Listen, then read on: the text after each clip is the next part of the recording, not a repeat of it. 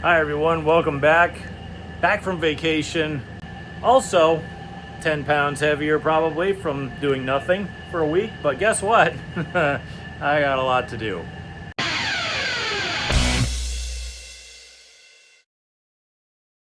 Thanks everybody for watching. I greatly appreciate every single one of you. If you have not subscribed, you could really help me out by hitting the subscribe button and the bell. I don't really ask you to do that though. I don't care about that.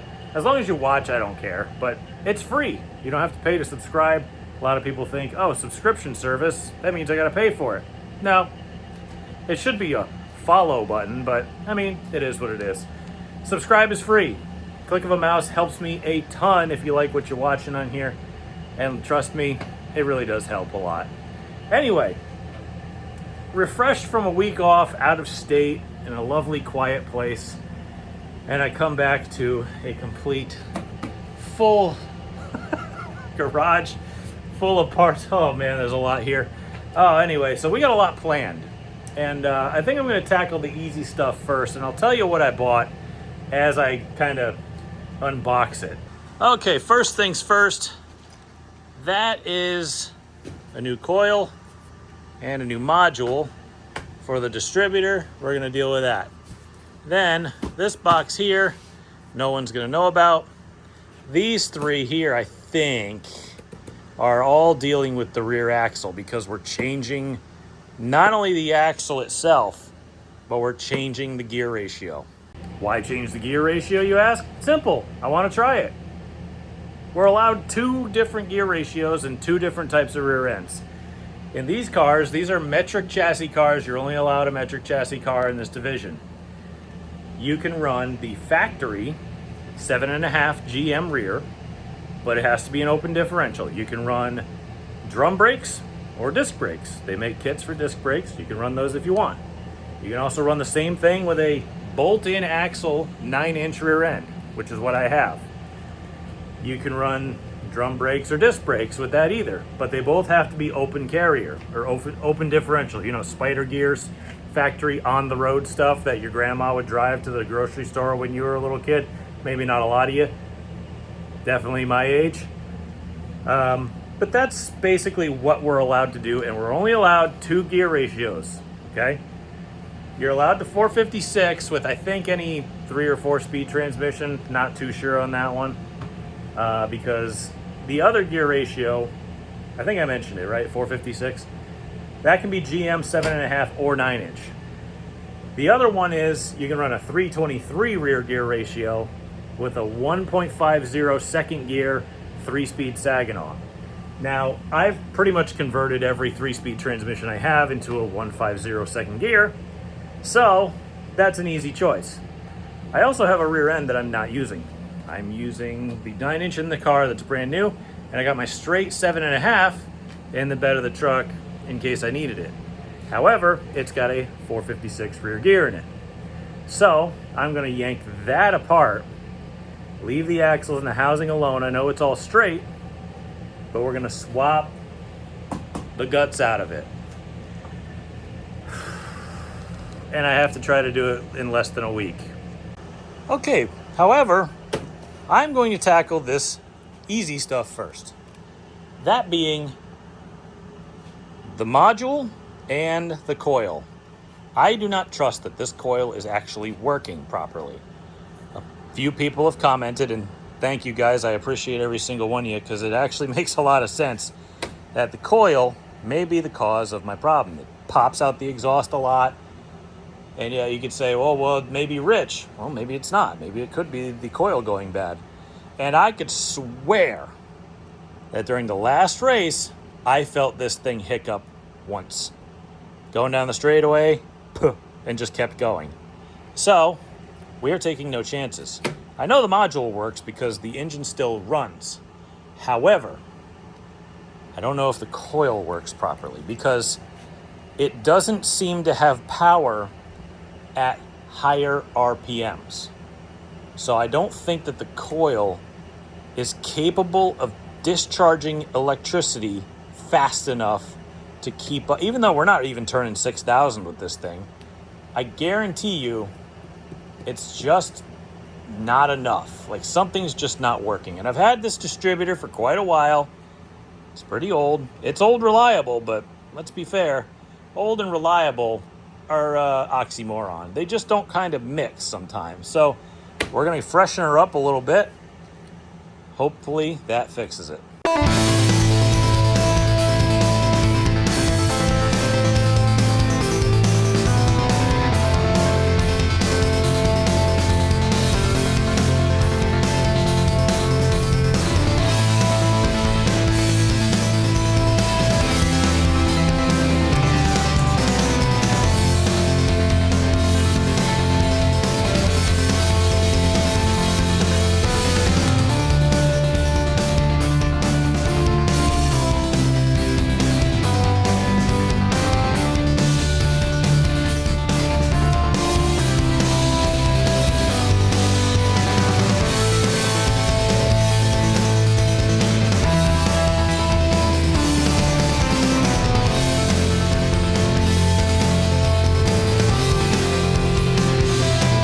She's all done.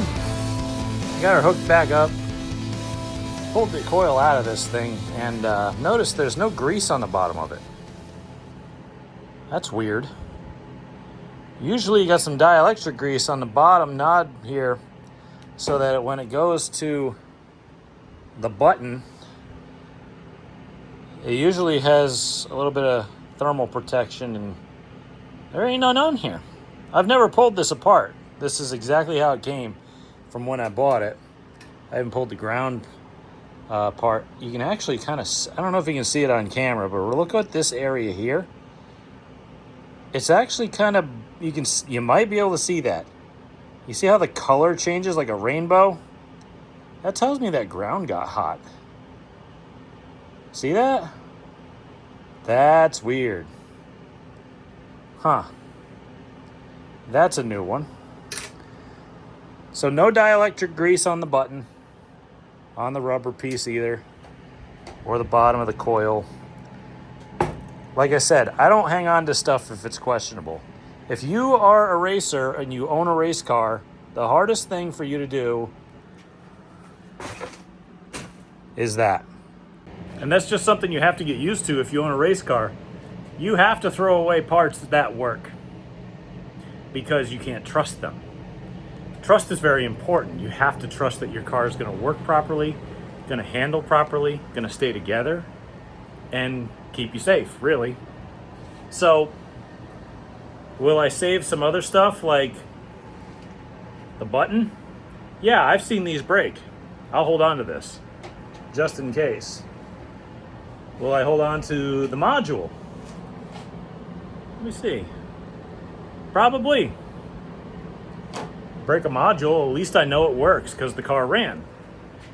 Now, otherwise, you got to get used to throwing things away, even if they work, because that's just part of the game. You have to just know that you're going to throw good parts away because they might not be good, and you don't want to mess with it. Put new stuff in, deal with it all over again. All right, guys, I'm opening up all the boxes for all the rear end parts that I got. I already got this open. This is a crush sleeve for a GM 7.5-inch axle. However, it's not an actual crush sleeve. This is a solid crush sleeve with like shims, a whole bunch of shims, right? I figured for racing purposes, this might help with preload, and it's also not gonna distend, move, crush, adjust itself, stuff like that, you know. Plus I also have a setup nut for the pinion that doesn't have the lock on it. I cut it off so that I can like set the rear end up, and if I need to adjust the pinion depth, I can take it apart really easily. That's going to help with that. So we're going to build it that way. Oh, here's my bearing set. I got the whole thing. Oh, they give you a gasket maker, a whole tube. We'll be using that. But I got new bolts. They give you a crush sleeve. They give you a new pinion nut. They give you carrier bearings and both pinion bearings and the seal And they give you all the shims that you'll need to put a new ring in there and mate that up perfectly. So it's worth the money. It really is. The worst part, though, and everybody can probably agree with me, are these things. These stupid little pillows. So I think I'm going to spend the next year of my life poking holes in these and not cutting myself, just so I can stick these in the trash effectively. But that's not the point right now. The point right now is we got to get to the ring and pinion here. And this better be it, because I got everything else. So let's see how this goes. Oh, damn it.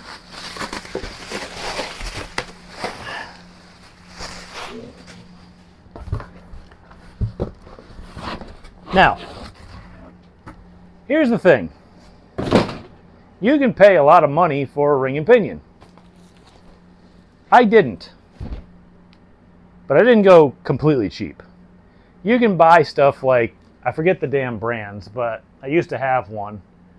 You can get like Richmond, and you can get some other name brands for racing. But lately, they've had a bad run of parts. Like, I've seen a lot of Richmond stuff and other gears chip. We're not doing that. There's a brand here, though, that I think everybody's familiar with if you know anything about differentials and stuff. Dana. They build some beefy rear ends. If you own a truck, you've probably heard of the Dana 44, 60, 70, 80. My big green truck has a Dana 70 in it. And that thing is beef all day. This kit for the gear that we got for a GM 7.5 made by Dana, that's a pretty trusted brand if you got an OE manufacturer's ring and pinion, right? So this was like $165, I think. I forget. I'll have to go look it up again, but it was definitely not the $300 it would have been for a Richmond gear set. And let me tell you something. I've used these gears a lot. Never had a problem. So there's that. There's that. There's that. It's 85 degrees outside, and I just got home from vacation out of state. Drove like 5 hours to get home. So I think I'm going to go haul a rear end back inside from the bed of my truck. Here is our workpiece. A little bit rusty, because I kind of left it in the bed of the truck. Now, it does have waterproof vents and stuff in it, like can't get through the fill cap, and it's got a factory vent in it, like there. So it vents, but it can't let water in. So, I mean, they're meant to be driven in the rain. I think it's fine outside in the truck bed. It's not on the ground, it's in the truck bed. I'm gonna yank the cover off of this thing. Get it. I just basically heaved it in here by myself. I just pick it up and move it. You know, I wouldn't advise people doing that because you get a hernia. Family's kind of known for that, but I'm gonna rip the cover off, tilt her upside down, let her drain. I don't know if I'll really get to it today, but I'll get started at least.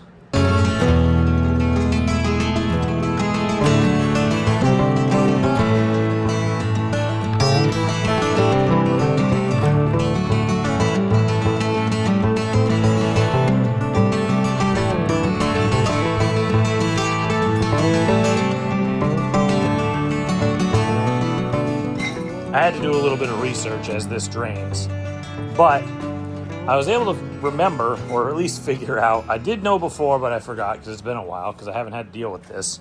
But there are two separate types of carriers that these GM 7.5-inch rears can run. You've got a Series 2 and a Series 3 carrier. Series 2 is kind of your highway gear. 308 and down. Like a 223, 273, 308. Stuff like that. Probably 6-cylinder stuff, whatever you'd run on the highway. Sportier stuff from 323 up to like 456.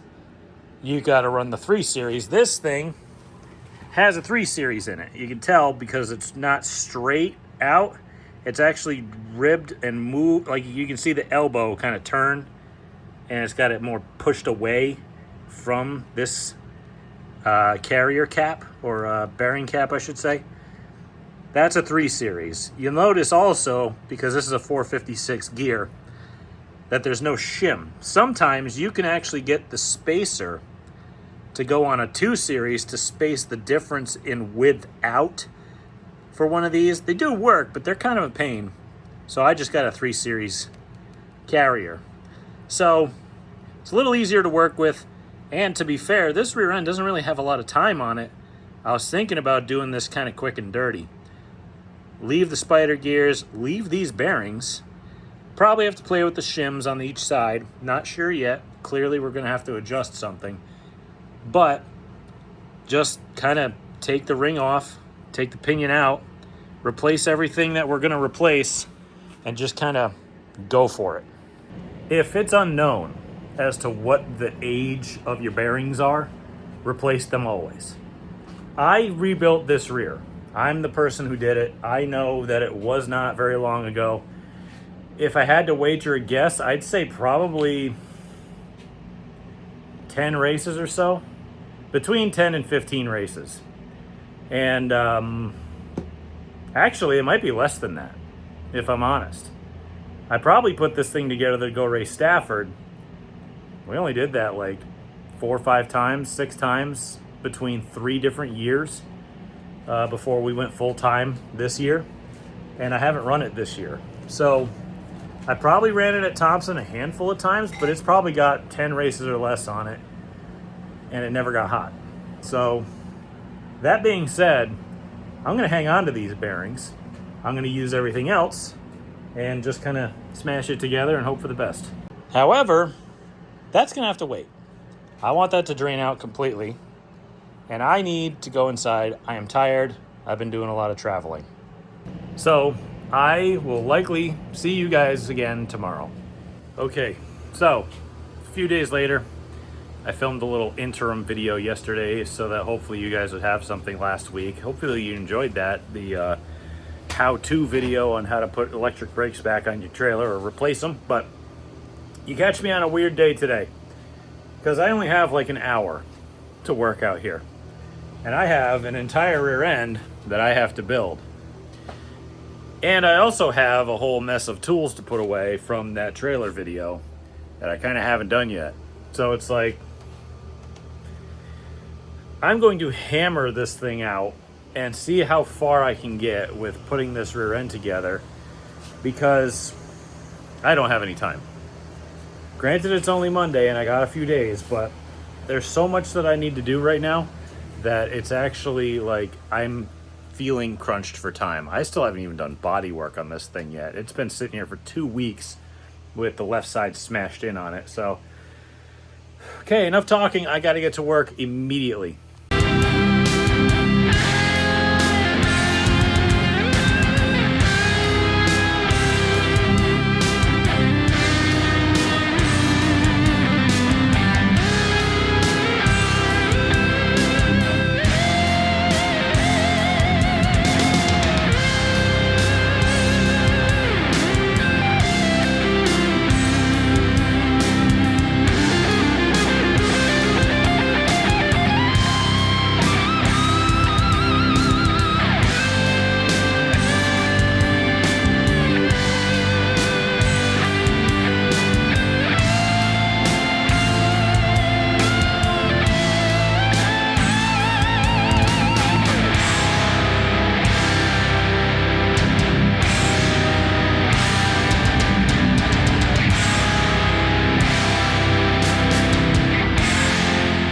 Are dangerously close. I mean,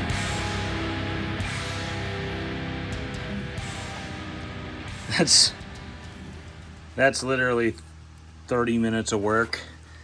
I'm gonna check the backlash with my dial indicator magnetic thingy just to make sure it's within range, and if it's even close to within range, I think I might just throw oil in it and send it, because it's so close that it will probably live.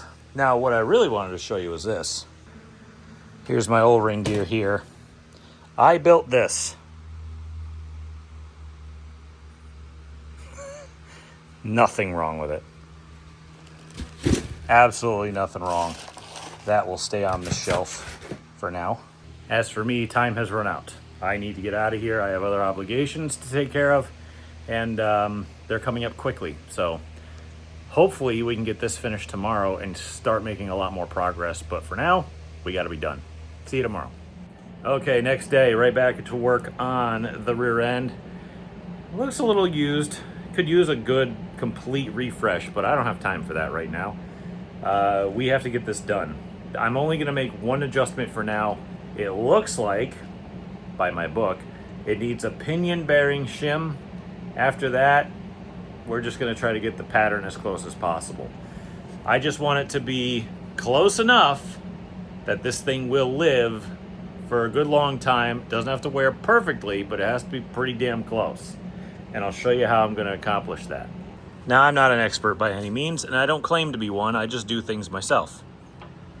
When you build a rear end like this, clearly you got to stick to your torque specs on everything, but I usually start from 0. This is a factory carrier with a factory gear ratio. So what I did to set the pinion depth was I just put nothing there. No shim, no anything, and I just put the bearing on. Stuck it in, looked at the pattern, looked at the lash, looked at everything. Okay, it needed a spacer, so I put another shim, or I put one shim in the pinion. Now, thousandths of an inch anywhere can make a lot of a difference when it comes to building a rear end. Like, I think I moved, what the heck was that? It was very small. It was like a 10,000th shim. I had to take the factory spacer out of here because I had a factory spacer on both sides, and just to see what it would do. And so I took the regular rebuild kit and I put the rebuild shims in because I needed to move a couple thousandths from one side to the other to increase my backlash, or lash, whatever you want to call it. And literally it was like 10 thousandths of an inch or less. And the shim under the pinion was like 9 thousandths or something like that. So it moved a considerable amount. So if you're really far off, then there's something wrong. But usually you're only dealing with a couple thousandths here or there. So make small adjustments when you do it.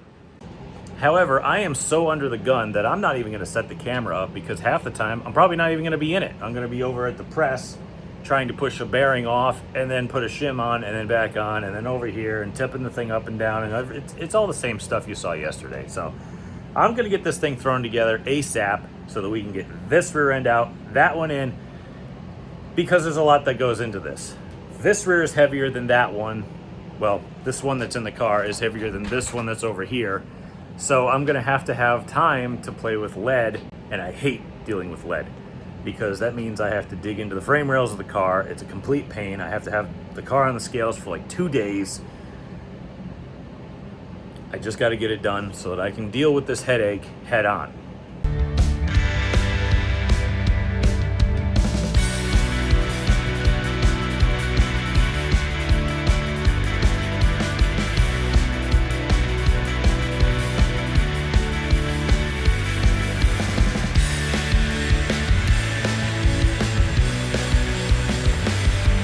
And there you go.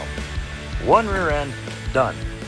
I don't recommend you doing that the way that I just did it. So, dealer's choice, to be fair. But I would say, if you're the one investing in something, do something however the hell you want. Doesn't matter. Nobody's opinion really matters. Yours should be that you want it to live forever. This will live a long time, especially when the pattern is pretty much in the middle on both sides. I could have done I could have done a little better job, but since I'm in a time crunch, that will be fine. That should live. And hopefully everything else should be okay too. I'm going to take some brake clean it up a little bit. Then we're going to get to work on the body, because I'm not tilting that thing down until that RTV has a little bit of time to set, just because it looks pretty cheap. I don't know the brand. We're going to do that. I'm going to go grab a porta power, knock the left side out a little bit here. That's pretty much all the stuff I have to do. I might wipe it down with some WD-40, but other than that, maybe touch up the right front corner a little bit. But while we're waiting for that, I'm going to go do this. Got her looking all right. Just got to wipe her down. then that should be good to go for now. I'm starting to not care. What I have to do now, though, is I have to get that rear end over here and throw it in, and I've got my tools out, and we're going to go grab everything we need to pull this out. Luckily, well, I'll be honest with you, putting a 9-inch in is really easy. They have a nice flat bottom. They fit on a jack. Perfect. Putting a 7.5-inch rear in, though, really stinks because it's got a little bit of an angle to the very flat bottom of the rear end, so it tends to slide all over the place and then fall out. This car doesn't have limiting chains in it because the spring pockets are so high that the shocks become limiters. So I used to just kind of jack it up enough to hook some chains onto it and hold it in place, but right now I don't have those because this isn't my old car. So I'm going to have to drop this out, put that in, and I really hope that RTV is dried or at least set enough to take oil. It's been at least an hour plus. Let's see. No. So we're just going to do it anyway.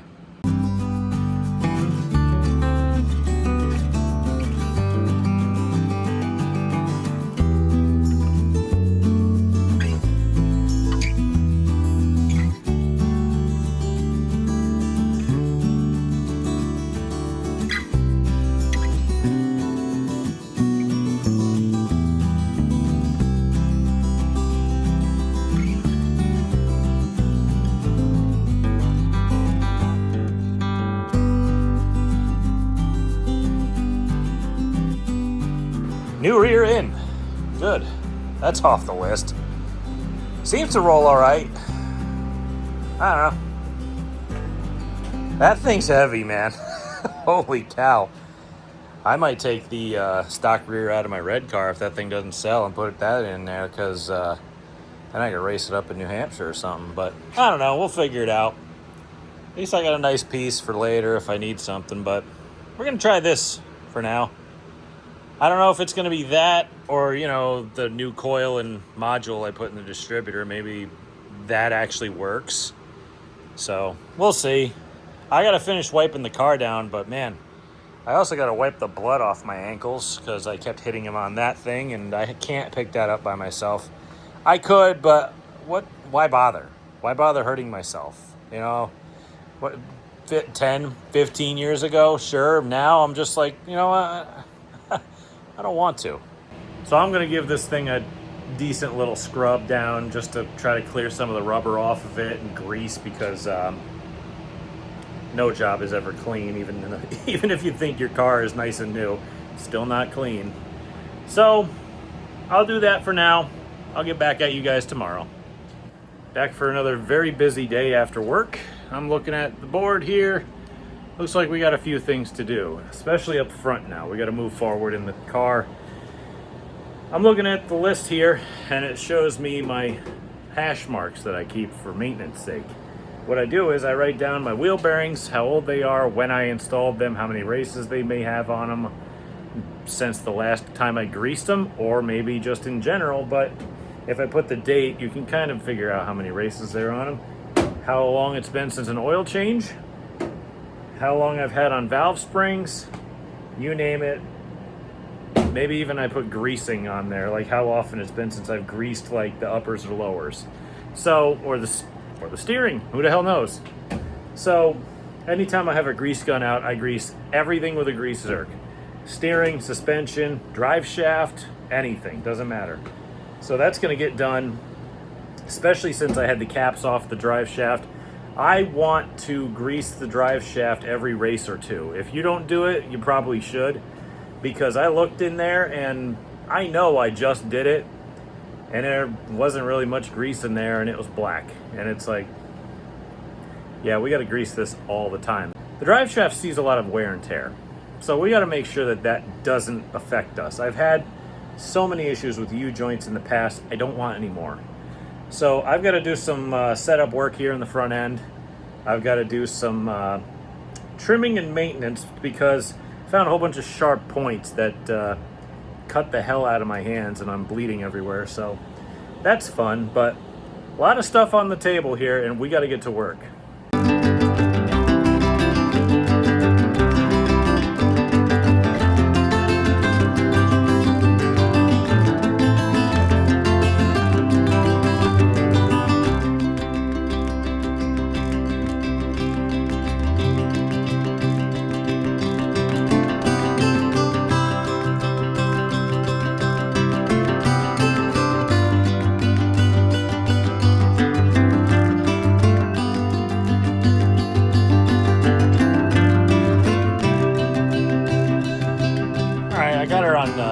least scale pads. I haven't finished everything on the list yet.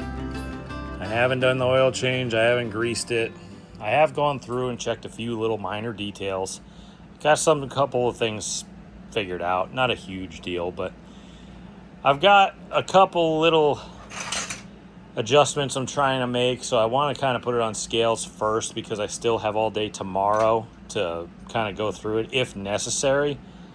As it looks right now with ride heights and all that, it's pretty close, but I'm going to throw it on scales. I haven't done that in a few weeks. Get a good number, get a baseline, figure out what it is, and then we can go from there. Then I can just throw it on jack stands, do the rest of the maintenance that I need to do, and then tomorrow night we can load up and be good to go. However, I'm going to take a break real quick because for whatever reason, even with the air conditioning on over here, it's still hotter in the garage than it is outside. So I think the door's going to get opened up and a fan's going to get put on because I hate it. So taking a break. Okay, well, we're at the point right now. She's on scales. We're kind of working it out. It's close. It's very, very close. It's close enough that I can go inside for the night and reassemble it tomorrow. I have all day to work on it tomorrow. Not a huge deal. We'll give her an oil change. We'll put it up on jack stands. Get the thing at least a little service. That would be nice. Grease it, then put it back on the ground. I might play with heights again tomorrow before I completely reassemble it. I'm not sure yet. I took some measurements and I'm like, it's kind of close to not really what I want because I had to make a bunch of adjustments to get the scale numbers right. But we're close enough that we can start to count the turns we need to make instead of using inches. So, I mean, that's a good one. So at least we're making progress. I'm getting out of here for today. I'll be back tomorrow. Next day, I think I slept until 10 a.m. because I took a handful of Advil PMs because apparently now I'm old and everything hurts when I work on cars for a long period of time. So, a little late. That's okay. I got all day. I was thinking about doing a couple little minor adjustments to the front frame heights just to try to keep dialing it in and just get it properly set because I don't want to kind of half do this and not be right, or at least not be in a position where I'm kind of happy with it. So I'd rather just kind of take 30 minutes, pull the front end apart again real quick, put a couple rounds in and out of each side just to kind of set it properly. Then roll it on scales and get the numbers as close to as close to what I need as possible. And then start just kind of reassembling. Once we get the scale numbers right, we should have that done by noon. And that would be easy because then the thing can just go on jack stands and we can reassemble everything and make sure everything's greased and finish off the rest of the list and maybe even clean it up a little bit before we have to load it. And that would be a good thing. So, well, I think that's our course of action here. I'll double check frame heights while I'm sitting out here and make sure that that's something I want to do before I dive headlong into it. But that's kind of the plan right now. All right, I just shoved her on scales real quick just to double check what our numbers were, and they look okay. I got some lead kind of just sitting inside the car right on top of the frame rail because that's me trying to figure out how much I got to replace because the rear end's different. I got to measure ride heights real quick as well. Hopefully they'll be okay, but I did find a little bit of an issue with a spring. Now, I had it in the left rear of the car and I couldn't get the numbers I wanted. It kept losing cross. I kept throwing stuff in it, losing it. I'm like, what is going on here? So I dug through the pile and I found a nicer looking one with the same rate, shoved it in the car, and wouldn't you know it, it was 1% higher on cross than that spring. Shook the car, bounced it, do this and that, still 1% higher. So I said, all right, that spring must have sagged out on us.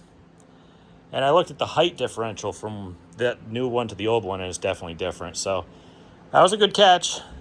Now I just have to I'll put the car in the air in a second. I got to measure ride heights because I did make a little minor adjustment up front. But I got to check the ride heights, see what those numbers say. The scale numbers look great. Then we can throw it in the air and get to finishing our maintenance. We got to grease, oil change, reassemble the whole front end because all the shocks and brakes and everything are off of it because we were adjusting ride height. So that is on the agenda. I do have another issue though, and that's with the damn air conditioner again. I figured out what was going wrong. It wasn't blowing much cold air. It was still cold, still is cold, but what's happening is the coils are icing over and it's not allowing enough air through the coils, and it's like just kind of choking itself off. So I figured I'll take this fan and blow it through the coils. Maybe that'll push some hot air through there.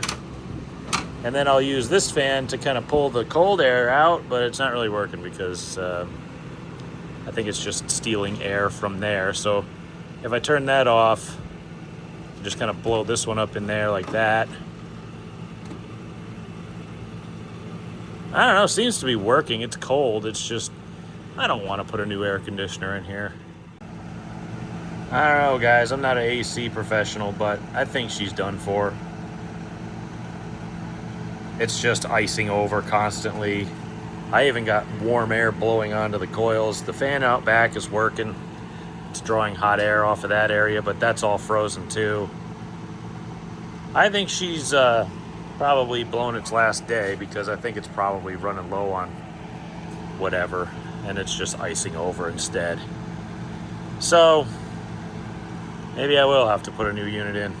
Dang it. Well, this is why I always check ride heights. I am now unhappy. Even though we're at the numbers, it's not the heights that we want. So now we have to play keep going even though you don't want to. I hate this so much. I mean, yeah, don't get me wrong. I do like the idea of jacking bolts on all four corners, but then you start snowballing, and we used to have those rules, and it's like, well, if you want that, buy a late model. So this just, you know, if we can just get it, I'm just so much of a stickler. You know what I mean? I just want this thing to be right where it is, and I just keep, we were supposed to be done at noon. It's 2 o'clock.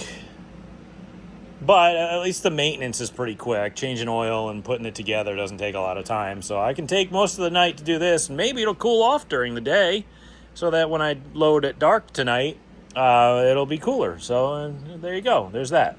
All right, we made 2 adjustments, and it kind of brought us back to where we were supposed to be. It's closer now. It's close enough that I can now put it in the air and finish what we were doing. I'm only 3 hours behind, so that's okay. Let's get to it. I'm still kind of on the lookout for an AC unit for the shop. I just blew this thing clean with the air blower to get the frost off of it, and if it frosts up, and it is blowing cool.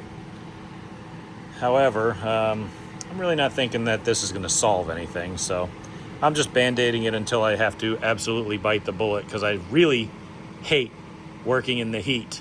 But I mean, I have before.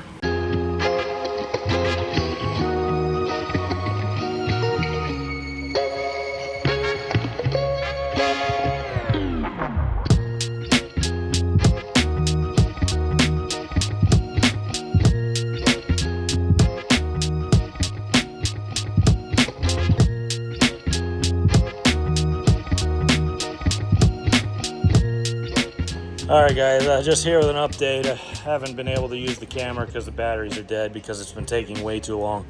I'm at the point now where I'm putting the lead in the rails because they were sitting on top of them. Now I got to put it in them to make sure that they don't flop around or fall out. That would be good, I guess. If you don't hear from me, call an ambulance. Air conditioning actually started working again, but it's not helping this. Nothing can help this, but that's okay.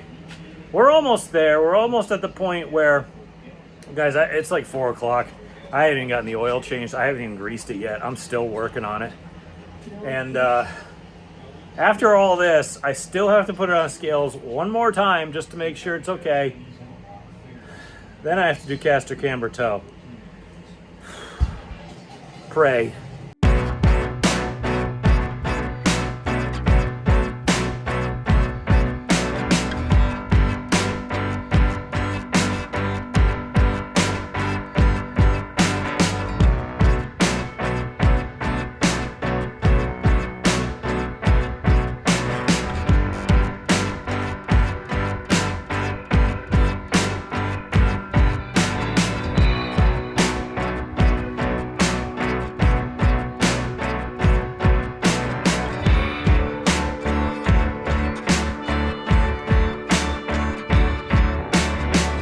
As we near the 7 o'clock hour now, I have found this. Now my left front is on the ground. It's on a scale pad. I was in the process of taking it and putting it down, but I found this. I leaned on the front tire, and let me see if I can get this thing to stay as stationary as possible. See how much that's moving? That's not the bearing. It's not a ball joint either. That tire's not moving as I lean on it. Yeah, that tire's not moving. That tie rod's tight. The inner tie rod's tight. Center link is tight. I think the idler's bad. Now I gotta go to the deck again. Great. Fixed. So apparently the idler arm that I had on the thing was this special racing adjustable one, which is just code word for expensively flimsy piece of crap. I put a stock one on it. It was the same height after being adjusted as the other one. These aren't adjustable. These are just stock. It was literally the same height as the adjustable one was. And that one is made of garbage. This thing is just, I don't know, Moog problem solver. It's beefy as a truck. If bolted right on, and I'm leaning on the wheel, and there's no play whatsoever now. Also, the bearing right here was new, and I gave her a little torque of tightness, and absolutely zero play in this thing. So that was a good catch. It's just really annoying that everything keeps snowballing, and I'm trying to get the hell out of here. You know, I have this uncanny ability to say things and have them come into reality, but usually it's just something negative. I said, oh, that'll come in handy when I load the trailer at 8 o'clock at night, jokingly. And it's 7, what's Dale say? I don't think I set that clock since spring. So it's probably 7:15-ish. Let me check. Yes, it is in fact 7:15, so I have to reset the Dale clock. I'll do that with two hands. But now the car can go on the ground. Now we can check tow. I also want to check the left front just to make sure that bearing isn't wobbly as well, because you know they tend to wear in, and you might have to turn a little eighth of a turn on them just to make sure that they catch. And now we were actually moving forward and making progress. Now we can get somewhere. So, you know, since I'm so good at predicting the future, you know, going through all this suffering, you know, now we're gonna win tomorrow. So I gotta dust her off, clean it up, get it on the ground, get tow set, and get the trailer loaded. I don't even have the truck hooked up to it yet. Luckily, it's still summer, so it's still daylight out, even though it's 7:15. Getting through it.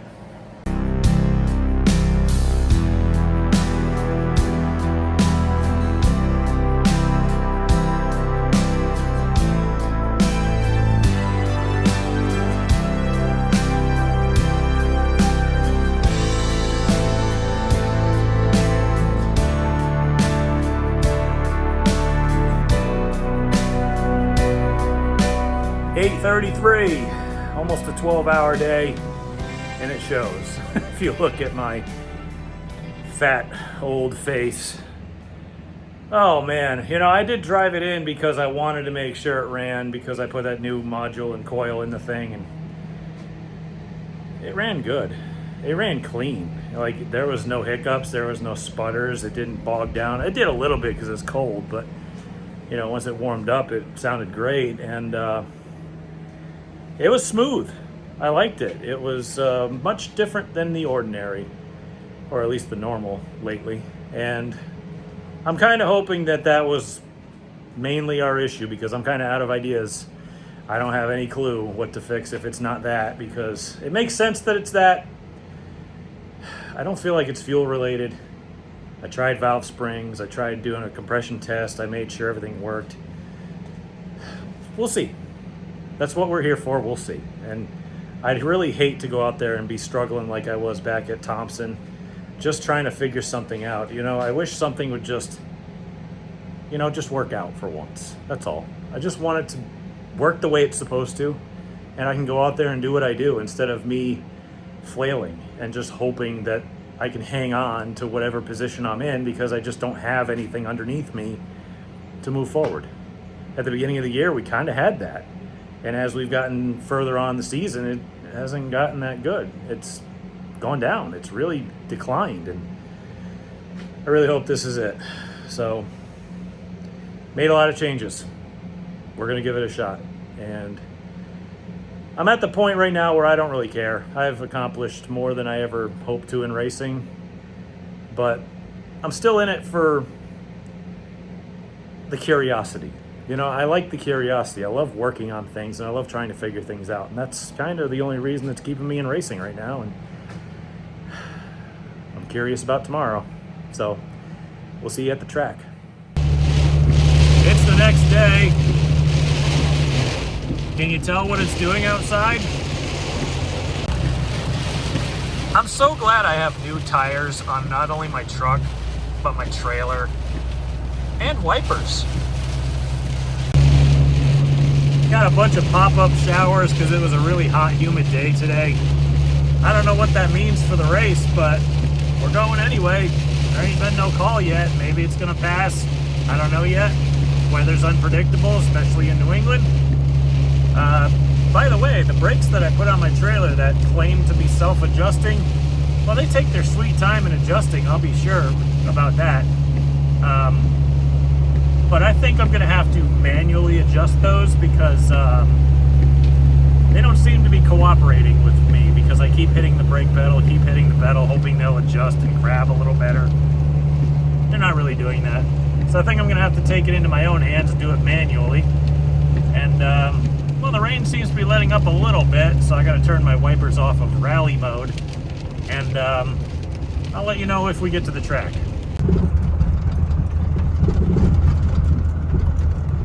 Well, we'll see what the weather is like. It looks like I brought the rain with me, but I mean, over there it doesn't look great, but over there it looks all right. So we'll see how the weather goes. I don't know what it's gonna do, but you know, we're here. Okay, practice report. Sun's coming back out after it rained earlier. Starting to get hot again. Hate it. We are trying a new setup today. I did want to try something new just to try to learn something and try to expand my knowledge a little bit. And it's not too bad. We're gonna need to iron it out. I still have the old setup in my back pocket. I can go to that anytime I need to. It's just that I'm a creature of, you know, science. I really want to learn stuff, and I really want to just kind of expand, you know. And like I said, I don't really know how much longer I'm going to be doing this, so I'd love to just try new things. You know, I don't have high expectations. I'm just kind of out here doing what I do, and if we have fun, we have fun. If we don't, we move on. So just experimenting a little bit today. I just don't, you know, I hope people don't mind me trying new things every once in a while, but like I said, it feels good. It's just not as fast, that's all. So we're thinking of some ideas. We're gonna try it for a few weeks, and if we don't really get anywhere, probably just go back to the old one and just, you know, finish the year out. So either way, heat races tonight. I don't know where I'm starting anywhere, so I'll catch up with you.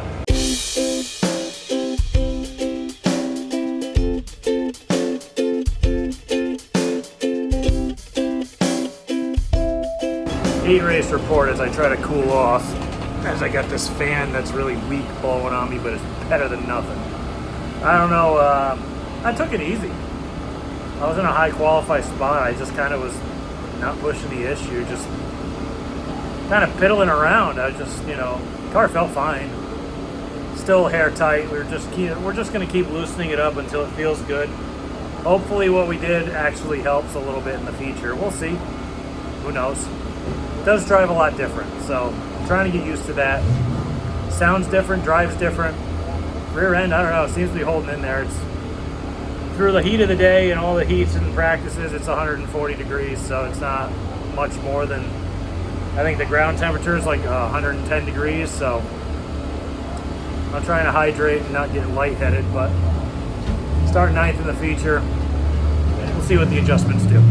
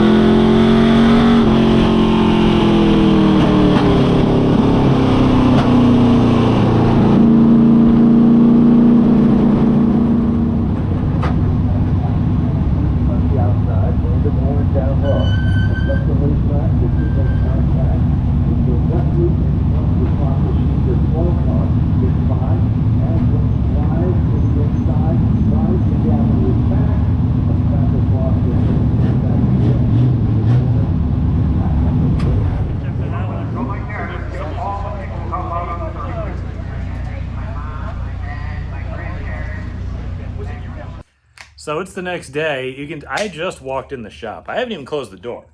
See? And I'm just like getting set up. I'm looking around. I'm like, okay, what do I got to clean up to get the car back in here? Because I didn't unload last night. It was pretty late. I was wiped out. I wanted to go inside and cool off with a cold shower and rehydrate and everything. And then I looked at the floor and I'm like, what happened here? Like, I swept this place. You can see a very distinct line over here, up through here. And then I'm like, wait a minute. It absolutely poured rain here when I was in Stafford. So this place flooded. Look at it. Yeah. This stuff got in. Wow. That sucks. I'm going to have to dig that trench out and make it better. I don't know how to fix that, but we're going to have to dig that out. And I don't know. I might have to put like some kind of a grate and like some kind of poured or like plastic thing in there that I can clean out and pipe it out to the backyard. But that stinks. All right, well, I'm going to have to clean this mess up first. And then I got to get the car in. Ah, yes, that makes sense now. I had dragged this out and then I filled it with stone, thinking, you know, the stone is like an aggregate layer and it'll, you know, I can drive over it and the water will come down the hill here and just drag across there. Well, apparently all the topsoil and stuff has slowly eroded and filled it in. So yeah, all that stone I put in there is now filled up. So now it's basically just land here. So yeah, we'll have to figure that out.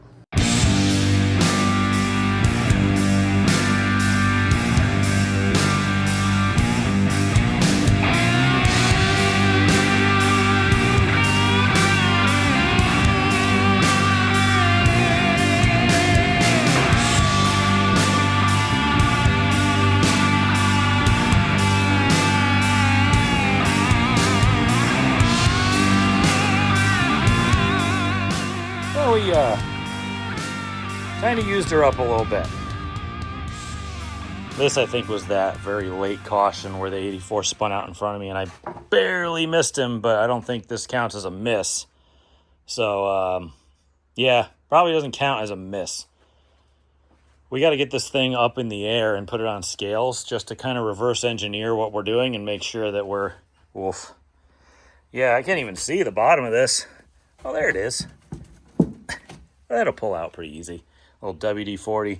This side's pretty bad, though. I got clobbered twice right in the door. Right in the bar. So I'm going to take, after we get it on scales, which will probably be in the next video, I'm just going to kind of debrief on this thing, have it on scales, and just kind of figure out what we're doing. Next video, we're going to yank not only the doors, the fenders, the nose. Well, maybe not the nose. Maybe I'll leave the nose. Yeah, I'll probably just leave the nose. Actually, no. Nose might have to come off too because this is bent way down. I noticed this car looks like it's sitting way up in the air, but like maybe I built the body too high or something. But either way, there's a lot to fix. Now this week we were doing a lot of different stuff with the setup just to see if we could make something that worked or not, and if I could actually like try some new stuff. I'm all about learning, like I said, and I just want to try things and see what they actually do and what they feel like and what I kind of like, you know. And this week, I don't know. For the first week out with a brand new type of setup, it was better than expected. On the timesheet, it's not fast enough, but I mean, you can't expect to be lights out completely the first game out with, you know, a new setup under the car. You got to take your time and refine it. It's not going to be, you know, the end all be all right off the gate. And if you are, then you're really lucky. But I think this is something we can try for a couple more weeks. And if it doesn't work, we can always go back. It's not a big deal. The new gear ratio and the new ignition system stuff seem to help. My problem is I think there's a carb issue. I was warming tires up under caution, and when I'm weaving back and forth, the thing cuts out in both directions. So I'm wondering if there's a float issue or if there's something in it where it's cutting or drawing too much fuel.